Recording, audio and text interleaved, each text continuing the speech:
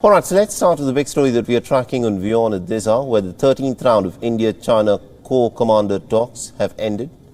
Now, we're getting the first reactions from the Indian Army after the talks, where India has accused China of taking unilateral attempts to try and alter the status quo in violation of the bilateral agreements.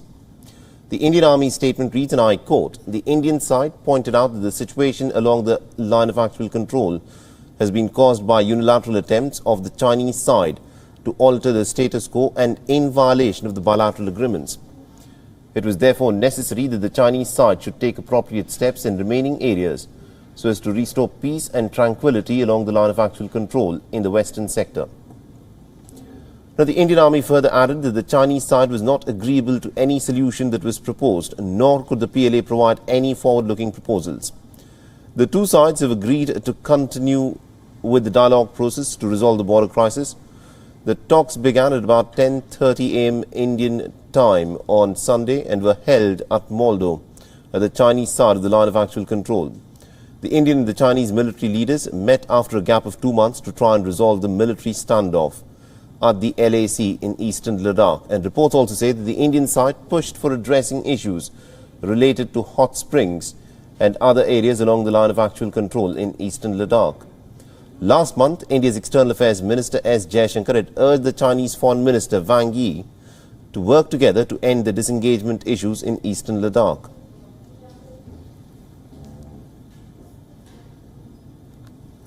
All right, now to get us more updates in terms of what's been happening in terms of the talks between the Indian and the Chinese side, we joined in by WION Sidhant Sibbal, who is joining us live on this broadcast. Now, good morning to you, Sidhant. We've seen the statement that the Indian Army has put out, and it's a pretty strongly worded statement where they've said that the talks have ended in a stalemate and the Chinese side is not agreeable for the proposals that have been put forth. What are we to make of this? Well, we have now the statements both by the Indian side and by the Chinese side. Pretty strong statement by the Indian side. Pointing out that it had been proposals, but there was no concrete proposal by the Chinese side. Remember that there were 3 points of friction. One was Pangong. We saw the disengagement in the month of February. Then Gogra.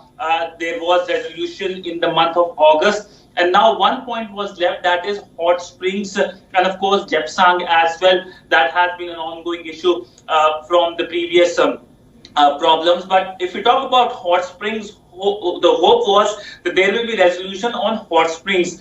But Chinese being Chinese, aggressive statement coming from China, and this at a time when we have seen in just past 2 weeks and 3 weeks, in fact, 2 important developments have happened. 2 incursions have happened, transgressions in fact have happened by the Chinese, first in the central sector, that is the Indian state of Uttarakhand, and then in the eastern Indian state of Arunachal Pradesh. There is an area called Tawang where the transgression happened, and then of course conversations happening. Also we have seen Chinese ramping up infrastructure at their side of line of actual control. It looks like Chinese are here to stay, and it looks like it's a long drawn situation, given the fact that how the Chinese have been aggressive, not only just with India, but with other countries in the neighborhood, in its own neighborhood, whether it's with Taiwan. We have seen increased air incursions in Taiwan, whether it's with Japan, when it comes to Senkaku Islands. In fact, the Chinese aren't even shying away from using economics or trade, militarization of trade to take actions against countries like Australia. Absolutely, indeed, Sidhant. Now, one of the points, that I want you to, in fact, weigh in upon in the Indian Army's statement is that the Indian side has pointed out that the situation along the line of actual control has been caused by unilateral attempts of the Chinese side to alter the status quo. Now, this is an attempt quite clearly by the Chinese side to alter the status quo. Why are the Chinese trying to make these incursions? What is their version? Well, when it comes to the Chinese side, this is not the first attempt of transgression by the Chinese side in past few weeks.